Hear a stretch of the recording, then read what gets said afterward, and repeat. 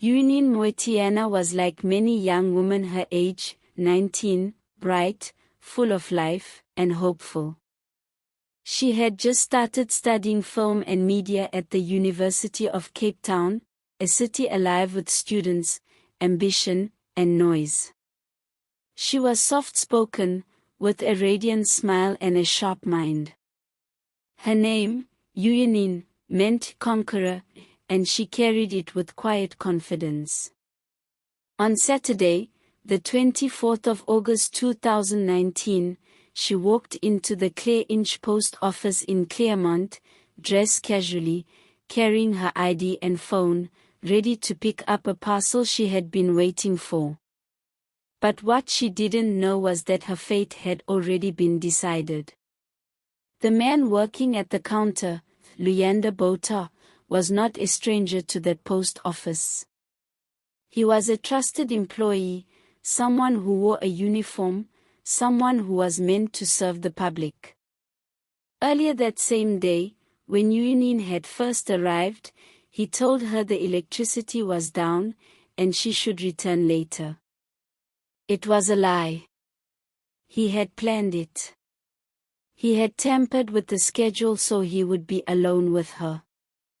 No other staff. No cameras. No one to stop what was about to happen. She returned later that afternoon, believing she was safe. But the moment she stepped inside, he locked the doors behind her. At that point, she knew something was wrong. He attacked her. Brutally. Viciously. She fought. She fought hard, scratched him, resisted him, but he overpowered her. He raped her on the floor of that small post office. And when it was over, when her cries had quieted, he made a decision to silence her permanently. He picked up a heavy 2-kilogram scale, the kind used to weigh packages, and struck her over the head, not once, not twice, but multiple times. The injuries were so severe that she died there, in that place that should have simply handed her a parcel. Then, in a cold and calculated move, he wrapped her body, cleaned the crime scene, and later transported her to Khayelitsha in the early hours of the morning. He placed her in a shallow grave behind a building, as if she was something to be hidden. For days, her friends, family, and classmates searched for her. Posters went up. Messages flooded social media. The UCT community waited in horror. But deep down, many feared the worst. When the police questioned him, he lied. But it didn't take long before he confessed, not out of guilt, but because the evidence was closing in. He led the police to her body. Broken. Buried. Alone. The nation was gutted. It wasn't just the brutality of her death, it was where and how it happened. A government building. A place of service.